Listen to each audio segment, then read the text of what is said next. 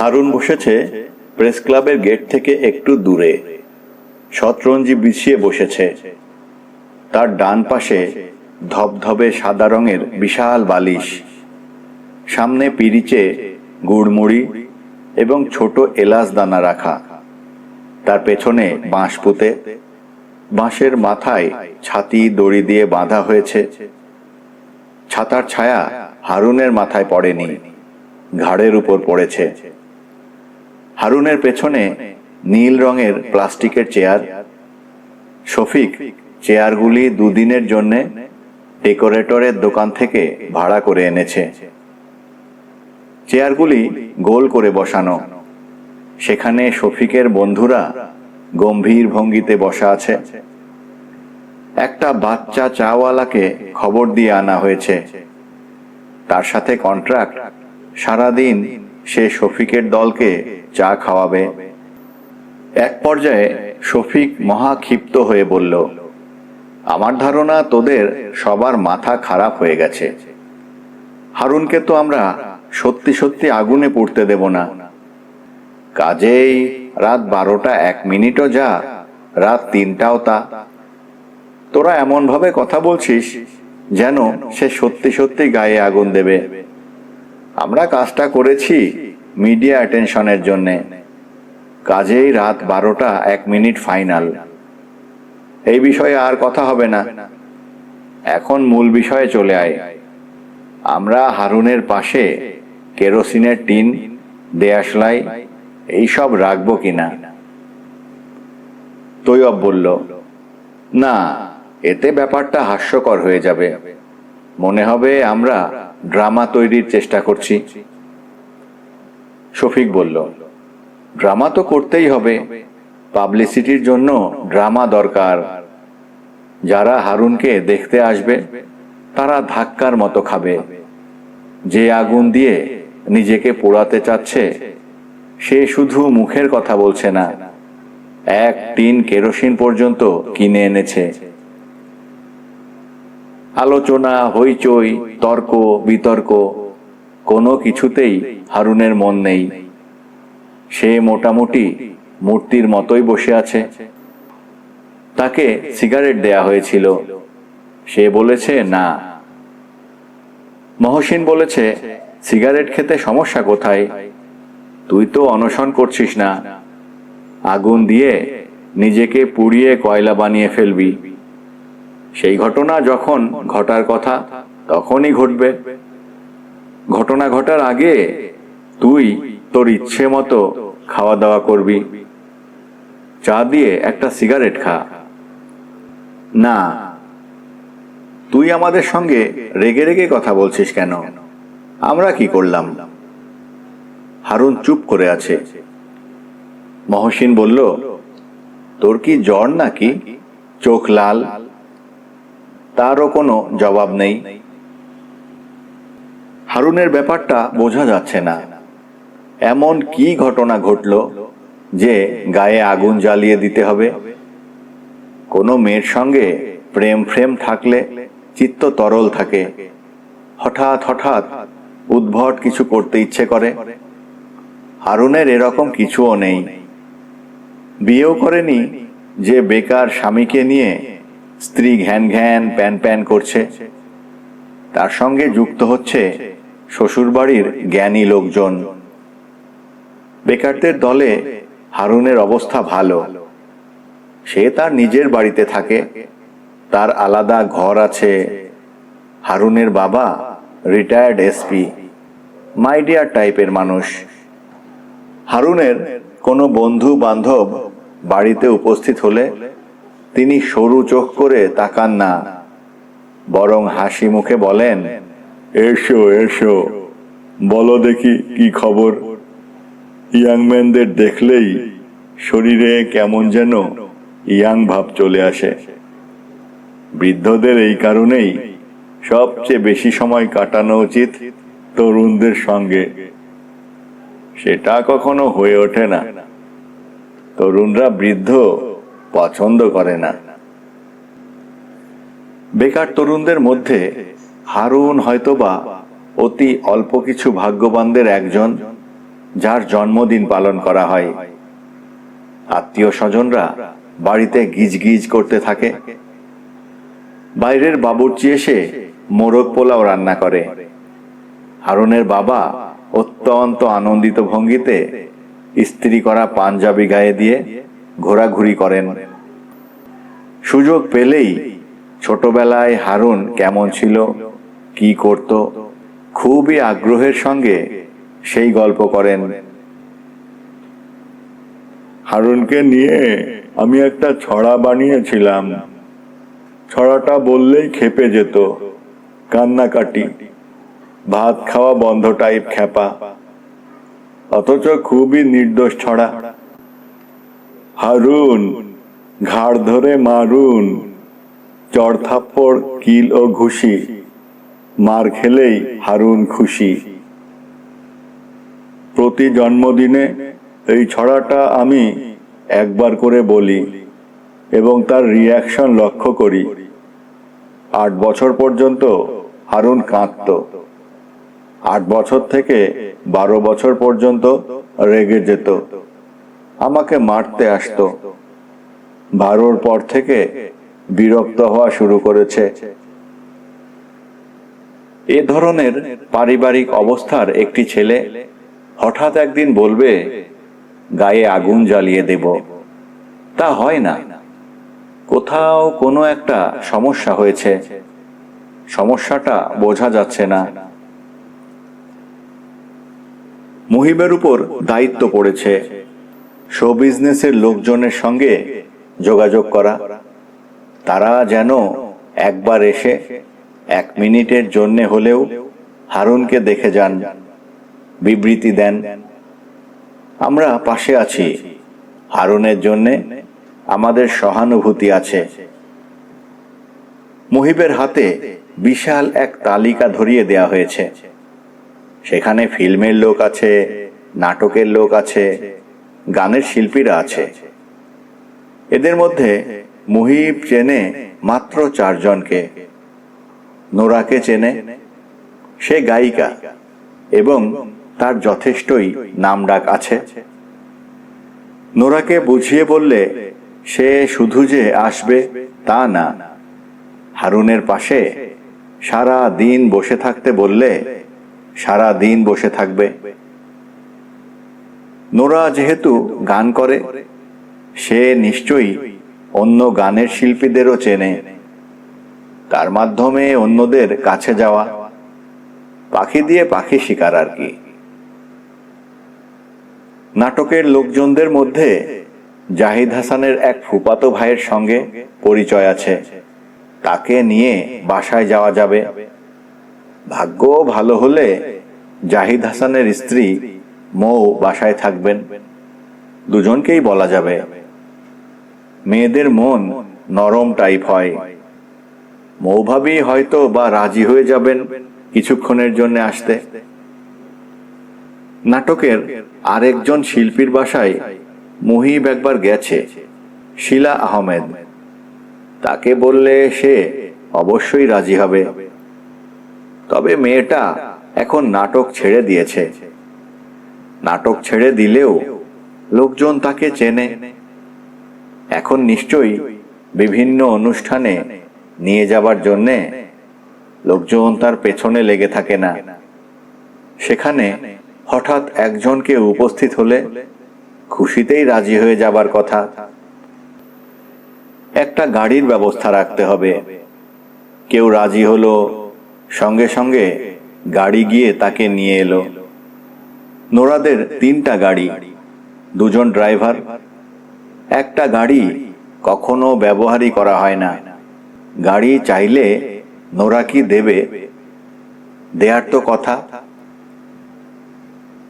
মুহিব নোরার বাড়ির দিকে রওনা হলো।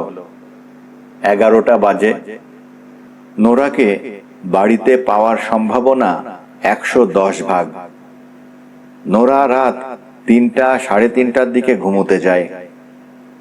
11টার আগে সে ঘুম থেকেই ওঠে না। ইউনিভার্সিটি খোলা থাকলেও না। সকালের সব ক্লাস তার মিস হয়ে যায়। এখন ইউনিভার্সিটি বন্ধ।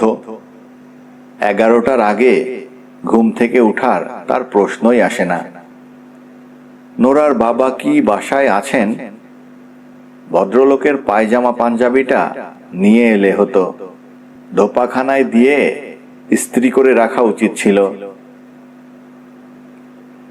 নোরা বাড়িতে আছে, ঘুম থেকে উঠেছে অনেক আগে। সাজসজ্জা দেখে মনে হচ্ছে এক্ষুনি বের হবে। মুহিব কিছু বলার আগেই নোরা বলল, তুমি হাতে সময় নিয়ে এসেছো তো? মুহিব বলল, হ্যাঁ। মিনিমাম 2 ঘন্টার জন্যে তুমি কিন্তু আটকা পড়ে গেলে। তুমি খুবই ভুল সময়ে এসেছো।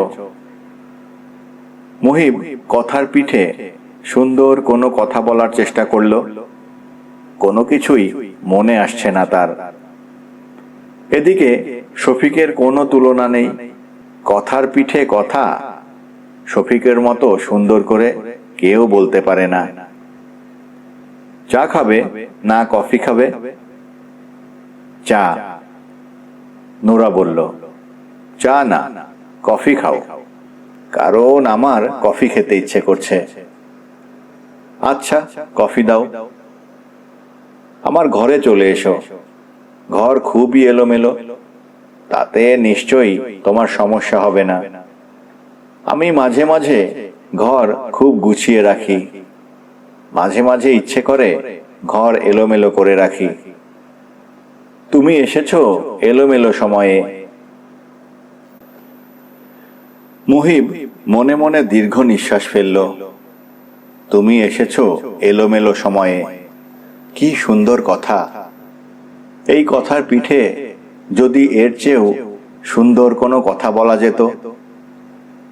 যখন মুহিব মোটামুটি ইন্টারেস্টিং একটা সেন্টেন্স মনে করে গুছিয়ে এনেছে, তখনই নোরা বলল, তুমি কি কোনো কাজে এসেছো না সৌজন্য সাক্ষাৎ? কাজে এসেছি। তুমি কি বাংলাদেশের গায়ক গায়িকাদের চেনো? চিনব না কেন, অবশ্যই চিনি। তাদের সঙ্গে কি তোমার খাতির আছে? তুমি কোনো কথা বললে কি তারা রাখবে? রাখবে না, কারণ আমি তাদের কাউকেই সহ্য করতে পারি না, ওরাও আমাকে সহ্য করতে পারে না। ওদের ধারণা আমি গান গাইতে পারি না, আমার গলায় সুর নেই, অকারণেই আমাকে নিয়ে মাতামাতি হয়। আর আমার ধারণা ওরা কেউ ঠিকমতো গাইতে পারে না, ওদের গলায় সব আছে, মমতা নেই। তোমার কি গায়ক গায়িকা দরকার? কোনো ফাংশনে গান গাইতে হবে? তা না। অল্প কথায় গুছিয়ে বলতে পারলে বলো, আমি তোমাকে আমার ঘরে বসিয়ে রেখে গোসলে ঢুকবো। আমার গোসল সারতে 1 ঘন্টা লাগে। 1 ঘন্টা পরে তোমাকে নিয়ে একটা এক্সপেরিমেন্ট করব। 2 ঘন্টা শেষ, তুমি তোমার কাজে চলে যেতে পারবে। মুহিব হারুনের ব্যাপারটা বলল, একটু বাড়িয়েই বলল। যেমন হারুন নিজেই 1 টিন কেরোসিন কিনে এনেছে, আত্মীয় স্বজন বন্ধু বান্ধব সবার কাছ থেকে বিদায় নিয়ে এখন মৃত্যুর প্রতীক্ষা করছে। নোরা বলল, তোমার ওই বন্ধু তো মানসিকভাবে অসুস্থ, গায়ক গায়িকা জোগাড় না করে তাকে বরং কোনো মানসিক ডাক্তার দেখাও। সবচেয়ে ভালো কি হয় জানো? হিপনোটিস দিয়ে তাকে হিপনোটাইজ করে সাজেশন দেয়া। হিপনোটাইজ করাটা যদি আমি ভালো মতো শিখতে পারতাম, তাহলে আমি নিজেই করতাম। আমি অনেককে দিয়ে চেষ্টা করেছি, আমার সাকসেস রেট অনলি 20%। তুমি কি কাউকে হিপনোটাইজড হতে দেখেছো? না। খুবই ইন্টারেস্টিং ব্যাপার। তোমাকে নিয়ে একটা এক্সপেরিমেন্ট করব বলেছিলাম না, হিপনোসিস নিয়ে এক্সপেরিমেন্ট। তোমার আপত্তি নেই তো? না। রিল্যাক্সড হয়ে বসো, কোনো রকম টেনশন করবে না, টেনশন করার কিচ্ছু নেই। মুহিব রিল্যাক্সড হয়েই বসে আছে। সে যে ঘরে বসে আছে সেটা নোরার শোবার ঘর। নোরার খুবই ব্যক্তিগত একটা জায়গা। সে বসেছে হালকা সবুজ রঙের নিচু একটা সোফায়। সোফাটা নোরার বিছানার সঙ্গে লাগানো। বিছানার চাদর এবং সোফা মনে হয় একই কাপড় দিয়ে বানানো। ঘরের পর্দাগুলির রঙও সবুজ। ধবধবে সাদা মার্বেলের মেঝে, মাঝখানে গাঢ় লাল রঙের কার্পেট। ঘরটায় রং ঝলমল করছে, অথচ কোনো রং চোখে লাগছে না। নোরা বাথরুমে ঢুকে গেছে। শোবার ঘরের সঙ্গে লাগানো বাথরুম। মুহিব যেখানে বসেছে সেখান থেকে বাথরুমের দরজা দেখা যায়। দরজার দিকে তাকিয়ে থাকতে মুহিবের লজ্জা লাগছে বলে সে অন্যদিকে তাকিয়ে আছে। শাওয়ার দিয়ে পানি ঝরার শব্দ কানে আসছে। সেই শব্দের সঙ্গে গলা মিলিয়ে মাঝে মাঝেই নোরা ঝিনিনি ঝিনিনি নীর মতো সুর করছে। শুনতে এত অদ্ভুত লাগে। বাথরুমের ভেতর থেকে সে মাঝে মাঝে মুহিবের সঙ্গে কথাও বলছে। কথাগুলি শোনাচ্ছে অদ্ভুত। মনে হচ্ছে অনেক দূর থেকে অন্য কেউ কথা বলছে। একা একা বোর হচ্ছ? না, আমার ঘরে অনেক ম্যাগাজিন আছে। যে কোনো একটা ম্যাগাজিন নিয়ে পাতা উল্টাও, সময় কেটে যাবে। দরকার নেই। সময় কাটাবার খুব ভালো বুদ্ধি কি জানো? না, সময় কাটাবার সবচেয়ে ভালো বুদ্ধি মানুষকে যে প্রাণীটা দিয়েছে তার নাম গরু, দি কাউ। জানো ব্যাপারটা? না। গরু কি করে? জাবর কাটে। সময় কাটাবার জন্যে মানুষ এই কাজটা করতে পারে। কাজটা একটু অন্যভাবে করতে হবে। স্মৃতির জাবর কাটতে হবে। কোনো একটা ইন্টারেস্টিং স্মৃতি নিয়ে জাবর কাটা। আমি এই কাজটা প্রায়ই করি। এখন আমি কি করছি অনুমান করতে পারো? না। বাথটাব ভর্তি পানি। আমি গলা ডুবিয়ে পানিতে শুয়ে আছি। আমার হাতে একটা জ্বলন্ত সিগারেট। তুমি কি এখন নিয়মিত সিগারেট খাচ্ছ? তা খাচ্ছি। দিনে 1 প্যাকেটের বেশি শেষ হচ্ছে। তবে খুব শিগগিরই ছেড়ে দেব। আমি কোনো কিছুই বেশি দিন ধরে রাখি না। বেশিরভাগ মানুষের স্বভাব পুরনো জিনিস ধরে রাখা। মানুষ কিছুই ফেলতে পারে না। এই জন্যে মানুষকে বলা হয় দি কালেক্টর। আমি অনেকক্ষণ কথা বললাম। এখন কথা বন্ধ। আমি মেডিটেশনে যাচ্ছি। গোসল করতে আমার দেরি হয় এই কারণে। আমি আধ ঘন্টার মতো মেডিটেশন করি। পানিতে শবাসন হয়ে শুয়ে থাকি। মাথা থেকে সব চিন্তা ভাবনা দূর করে দেই। মুহিব ঝিম ধরে চেয়ারে বসে আছে। বাথরুম থেকে কোনো শব্দ আসছে না। মুহিবের ঘুমে চোখ জড়িয়ে আসছে। সোফাটাকে খুবই আরামদায়ক মনে হচ্ছে। মনে হচ্ছে এই সোফা তৈরি হয়েছে ঘুমোবার জন্যে।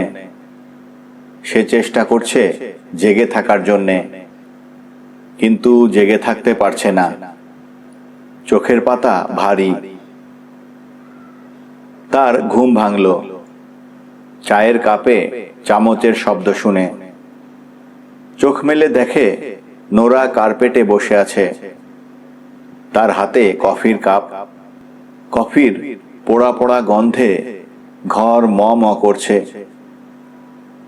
নোরা বলল, তুমি কতক্ষণ ঘুমিয়েছো জানো? মুহিব বলল, না। আমি বাথরুম থেকে বের হয়ে দেখি তুমি ঘুমাচ্ছ, কাজেই তোমাকে আর জাগাইনি। তুমি 43 মিনিট ধরে ঘুমাচ্ছ, গভীর ঘুম। সরি। সরি কেন? সরি বলার মতো কোনো কাণ্ড তুমি করনি। কোনো কাণ্ড তুমি করনি, তবে আমার পরিকল্পনাটা নষ্ট করে দিয়েছ। তোমার উপর আজ কোনো হিপনোসিস প্রক্রিয়া চালানো যাবে না। যে মানুষ গভীর ঘুম থেকে জেগে উঠেছে তাকে হিপনোটাইজ করা যায় না। আরেকদিন হাতে সময় নিয়ে চলে এসো। কবে আসবো? যে কোনো দিন। সন্ধ্যার পরে এসো। আজ সন্ধ্যায় আসবো? আজ না, আজ আমি বাড়িতে থাকবো না। মুহিব মুগ্ধ হয়ে তাকিয়ে আছে। এইমাত্র গোসল করার কারণেই হোক বা যে কোনো কারণেই হোক, কি সুন্দর যে মেয়েটাকে লাগছে। হালকা গোলাপি রঙের একটা টাওয়েল দিয়ে নোরা মাথার চুল ঢেকে রেখেছে। টাওয়েলটাকে মনে হচ্ছে নোরার শরীরের অংশ। নোরা কফির কাপে চুমুক দিতে দিতে বলল, তোমার ভাবভঙ্গি দেখে মনে হচ্ছে তুমি আবারও ঘুমিয়ে পড়ছো। তোমার চোখ ছোট হয়ে আসছে। দয়া করে এখন বিদেয় হও। গাড়ি নিয়ে যাও। তুমি যেখানে যেতে চাও গাড়ি তোমাকে নিয়ে যাবে। সত্যি সত্যি মুহিবের ঘুম পাচ্ছে। তার কোথাও যেতে ইচ্ছে করছে না। সোফাতে হেলান দিয়ে এই ঘরেই ঘুমিয়ে পড়তে ইচ্ছে করছে। মুহিব অনেক কষ্টে উঠে দাঁড়ালো। নোরা বলল, তোমার যে বন্ধু ডেথ উইশ করছে, আমি আজ দিনের মধ্যে কোনো এক সময় তাকে গিয়ে দেখে আসব। মুহিব বলল, আমি কি তোমার গাড়িটা আজ সারাদিন আমার সঙ্গে রাখতে পারি? পারো, আমি ড্রাইভারকে বলে দিচ্ছি। মুহিব মুগ্ধ চোখে নোরার দিকে তাকিয়ে আছে। যে লাল কার্পেটের ওপর নোরা বসে আছে, সেই কার্পেটটাকেও মুহিবের এখন নোরার শরীরের অংশ বলে মনে হচ্ছে। এরকম হচ্ছে কেন? হারুন কুণ্ডুলি পাকিয়ে শুয়ে আছে। মাসের আগা থেকে ছাতা নামিয়ে তার মুখের উপর ধরা হয়েছে রোদ আটকাবার জন্যে। চাওয়ালা যতুমিয়া হারুনের মাথার চুলে বিলি করে দিচ্ছে। হারুনের পায়ের কাছে কেরোসিনের টিন এবং টিনের পাশে পিরিচে 4টা দেয়াশলাই। কেরোসিনের টিন এবং দেয়াশলাইয়ের মাহাত্ম্য কেউ বুঝতে পারছে না, কারণ পোস্টার এখনো লাগানো হয়নি। তারপরেও পথচারীদের কেউ কেউ কৌতূহলী হয়ে তাকে দেখছে। হারুনের কাছ থেকে 10-12 গজ দূরে গাছের ছায়ায় শফিক একা বসে সিগারেট টানছে। তার মুখ দেখেই বোঝা যাচ্ছে মেজাজ খুবই খারাপ। মুহিব শফিকের দিকে এগিয়ে গেল। শফিক বলল, ওদের কাণ্ডজ্ঞান দেখেছিস? 2:30 বাজে, কারো কোনো খোঁজ নেই। খাওয়া দাওয়া তো করতে হবে। মুহিব বলল, এখনো খাননি? শফিক রাগী গলায় বলল, খাবো কিভাবে? 5 স্টার থেকে খাওয়া আসবে। পকেটে শেষ সম্বল 60 টাকা ছিল। 1 প্যাকেট বেনসন কিনে ফেলেছি। তুই খেয়েছিস? মুহিব বলল, না। শফিকের রাগ সঙ্গে সঙ্গে পড়ে গেল। মুহিব বলল, আমি আপনাদের জন্য খাবার নিয়ে আসি। কোত্থেকে আনবি? আমার চেনা একটা রেস্টুরেন্ট আছে। বাকি দেয়? হ্যাঁ, দেয়। তাহলে এক কাজ কর, 8-10 জনের মতো খাবার নিয়ে আয়। পরে দেখা যাবে সবাই এক এক করে উদয় হচ্ছে, কেউ খেয়ে আসেনি। হারুনের জন্যে এক বাটি স্যুপ আনতে পারবি? ওর তো জ্বর এসেছে, ভালো জ্বর। একটা থার্মোমিটারও নিয়ে আসিস।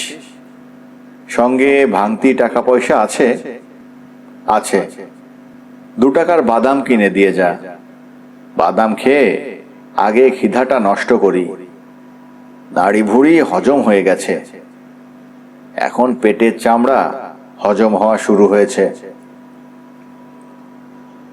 মুহিব গরম সিঙ্গাড়া এবং ডাল পুরি কিনে আনলো, সঙ্গে তেঁতুলের চাটনি, পেঁয়াজ, কাটা কাঁচামরিচ। সিঙ্গাড়া এত গরম যে জিভ পুড়ে যাওয়ার মতো অবস্থা। শফিক আনন্দিত গলায় বলল, এত কিছু আনার তো দরকার ছিল না। চট করে কিছু মুখে দিয়ে কাজে বের হয়ে যা। 1 সেকেন্ডও সময় নষ্ট করা যাবে না। বিভিন্ন জায়গায় যে যাবি, রিক্সা ভাড়া আছে? আমার সঙ্গে গাড়ি আছে। গাড়ি আছে মানে? কার গাড়ি? গান করেন যে নোরা, ওনার গাড়ি। বলিস কি, গাড়ি ম্যানেজ করলি কিভাবে? হারুনের ব্যাপারটা বললাম, বিভিন্ন জায়গায় যেতে হবে। এইসব শুনে শফিক আনন্দিত গলায় বলল, ভালো ম্যানেজ করেছিস তো। উনি আসবেন না? বলেছেন আসবেন। কবে আসবেন? আজই আসার কথা। বলিস কি, পাবলিক অপিনিয়ন তো দেখি এখনই তৈরি হওয়া শুরু হয়েছে। নোরার মতো গায়িকার দেখতে আসা সহজ ব্যাপার না। একজন স্টিল ফটোগ্রাফার সার্বক্ষণিকভাবে থাকা দরকার। সেলিব্রিটি কেউ আসলো, ঝপাঝপ ছবি। তোর বাসায় ক্যামেরা আছে? বড় ভাইজানের আছে, দেবে না। চেষ্টা করতে তো ক্ষতি নেই। চেষ্টা না করেই যদি বলে ফেলিস দেবে না, তাহলে হবে কিভাবে? সব কাজ বাদ দিয়ে বাসায় যা। তোর ভাইকে ভজিয়ে ভাজিয়ে ক্যামেরা নিয়ে চলে আয়। নোরা ম্যাডাম যদি সত্যি আসেন, তাহলে অবশ্যই ছবি তুলতে হবে। ওনার সঙ্গে তোর পরিচয় কেমন? সামান্য পরিচয়। সামান্য পরিচয়ই খাবলা খাবলি করে বড় করতে হবে। কখন কি কাজে লাগে কিছুই বলা যায় না। ও ভালো কথা, তোকে বলতে ভুলে গেছি, আমার মামার বাড়ির ত্রিসীমানায় যাবি না। ওই এলাকা আমাদের গ্রুপ মেম্বার সবার জন্যই আউট অফ বাউন্ড। তোর জন্যে বিশেষ করে আউট অফ বাউন্ড। মুহিব অবাক হয়ে বলল, কেন? শফিক বিরক্ত হয়ে বলল, সবাই মিলে নির্দোষ একটা মানুষকে সিঁড়ি দিয়ে ন্যাংটো করে দৌড় দেয়াবি, আর তার কনসিকুয়েন্স চিন্তা করবি না? ঘটনা কি হয়েছে বলেন। থানায় কেস করেছে? কেস করলে তো কোনো ব্যাপার ছিল না। কেস টেস কিছু না। আরজু সাহেবের ব্রেইন ওই ঘটনার পর থেকে শর্ট সার্কিট হয়ে গেছে। কাউকে চিনতে টিনতে পারেন না, ভ্যাবলার মতো তাকিয়ে থাকেন। আরজু সাহেবের এক মেয়ে আছে, যতদূর জানি জুথি নাম। ওই মেয়ে তোকে পাগলের মতো খুঁজছে। আমাকে খুঁজছে কেন? তোকেই তো খুঁজবে। তুই আরজু সাহেবকে বাড়ি থেকে বের করে নিয়ে এলি, নিজের নামও বলে এসেছিস। এইসব ক্ষেত্রে সব সময় ফলস নাম দিতে হয়। যাই হোক, এত দুশ্চিন্তা করার কিছু নেই। সামান্য কাপড় খোলাতেই যে পাগল হয়ে গেছে, তার মধ্যে পাগলামি আগে থেকেই ছিল। 2 দিন পর আপনা আপনিই পাগল হতো। এখন দোষ পড়েছে আমাদের ঘাড়ে। দাঁড়িয়ে থেকে সময় নষ্ট করিস না, ক্যামেরা আনার ব্যবস্থা কর। বাড়ির ভেতরের দিকের উঠোনে ক এবং খ পা ঝুলিয়ে বসে আছে। দুজনের মুখই অসম্ভব গম্ভীর। মুহিবকে ঢুকতে দেখে দুজনই একসঙ্গে মুখ তুলে তাকালো এবং মাথা দুলিয়ে দুলিয়ে হাসতে লাগলো। লক্ষণ মোটেই ভালো না। এই দুবোন যখন একসঙ্গে কারো দিকে তাকিয়ে হাসে, তখন বুঝতে হবে তার কোনো খারাপ খবর আছে। মুহিব বলল, তোদের খবর কি রে? দুজন একসঙ্গে বলল, ভালো। বিকেলের মার খেয়েছিস? দুজন একসঙ্গে হ্যাঁ সূচক মাথা নাড়ল। তাদের মুখের হাসি মুছে গেল না। বাড়ির পরিস্থিতি অস্বাভাবিক, এটা মুহিব বুঝতে পারছে। মুহিবের মন বলছে 50,000 টাকার ঘটনা কোনো একটা ক্লাইম্যাক্সে পৌঁছেছে। মুহিব বলল, মা কই জানিস? ক বলল, চলে গেছে। খ মাথা দুলিয়ে হেসেই যাচ্ছে। উঠানের শেষ প্রান্তে নতুন কাজের মেয়েটা আনারস কাটছে। আসরের নামাজের পর বড় চাচা সিজনাল ফ্রুটস খান। আমের সময় আম, আনারসের সময় আনারস।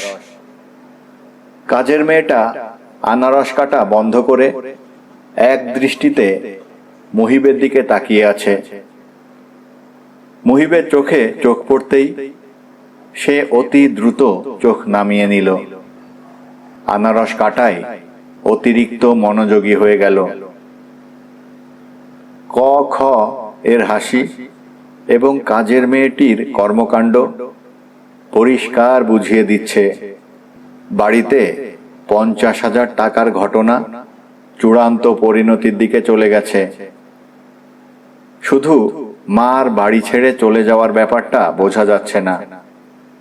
বাড়িতে ইন্টারেস্টিং কোনো ঘটনা ঘটবে আর তিনি থাকবেন না, তা হয় না। মুহিব কাজের মেয়েটির দিকে তাকিয়ে বলল, এই মেয়ে, তুমি আমাকে কড়া করে 1 কাপ চা খাওয়াতে পারবে? কাজের মেয়েটা ভোঁতা মুখ করে বলল, আমার হাত বন্ধ। মুহিব নিজের ঘরে ঢুকে গেল। তার সারা শরীর কুটকুট করছে। শরীর থেকে বাসের কন্ডাক্টরদের গায়ের গন্ধের মতো গন্ধ বের হচ্ছে। সারাদিন ঘোরাঘুরির উপর দিয়ে গিয়েছে।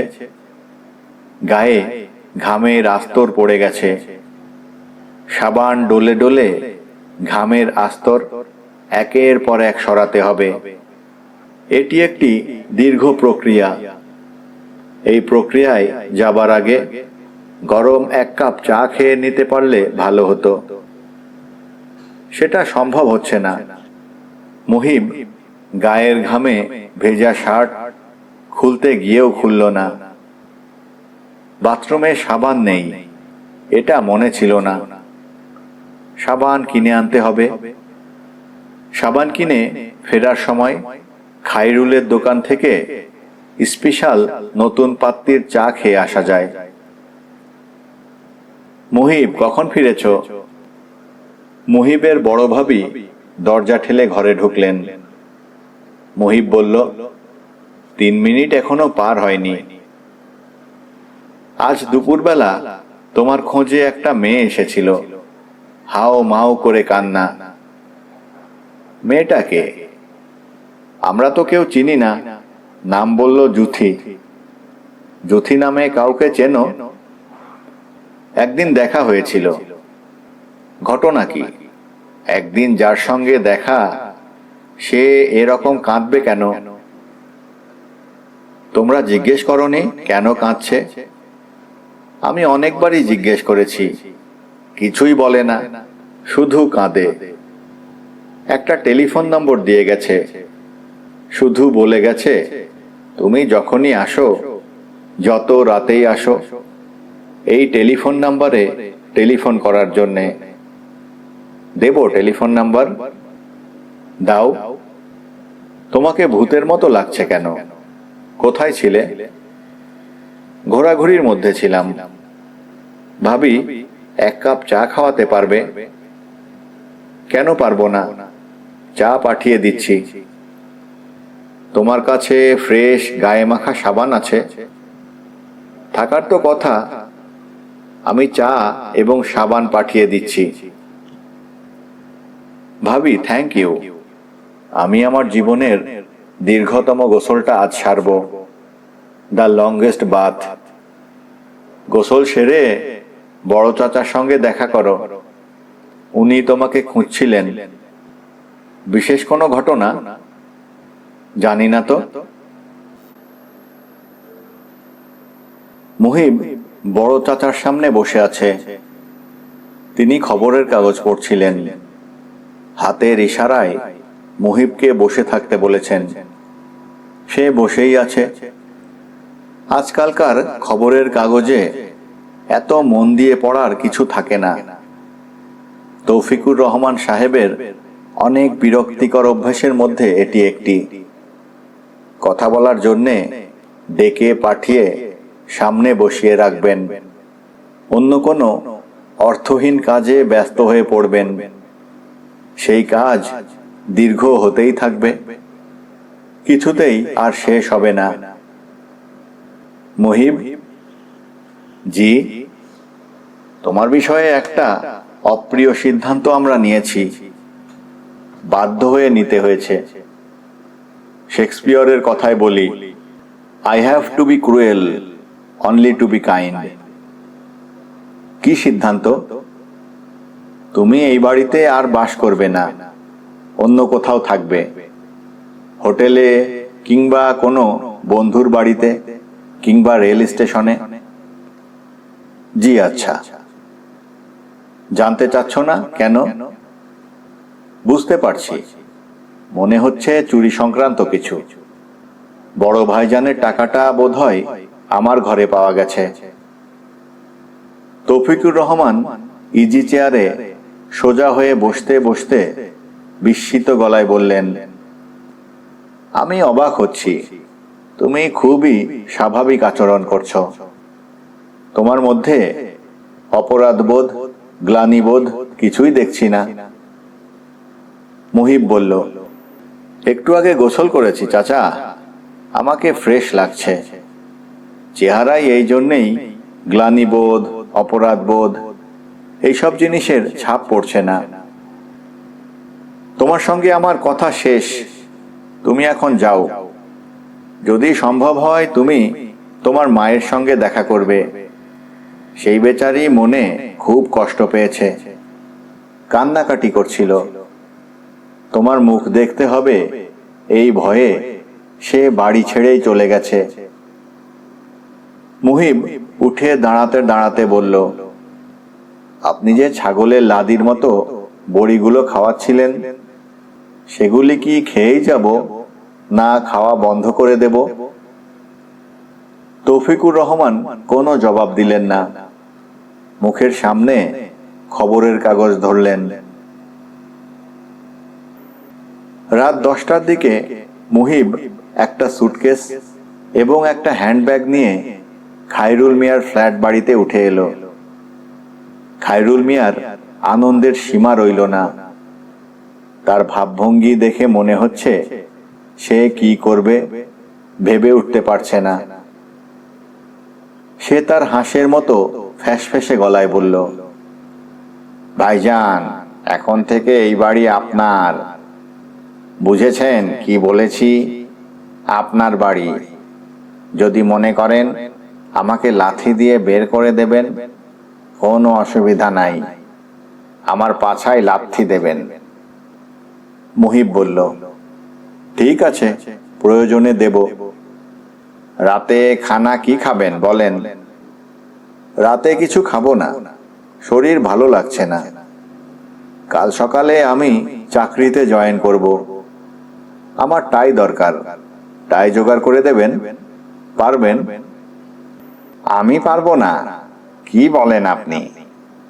আপনি বলেন কি? আপনার টাই কয়টা দরকার, কি কালার? মুহিব জবাব দিল না। খায়রুল আগ্রহের সঙ্গে বলল, ভাইজান, আপনি চাকরি পেয়েছেন? মুহিব জবাব দিল না। খায়রুলের সকল প্রশ্নের জবাব দিতে তার ভালো লাগে না। কোনো এক বিচিত্র কারণে ক্লান্তিতে তার চোখ বন্ধ হয়ে আসছে।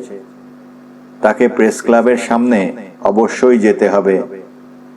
হারুনের অবস্থাটা কি দেখে আসা দরকার।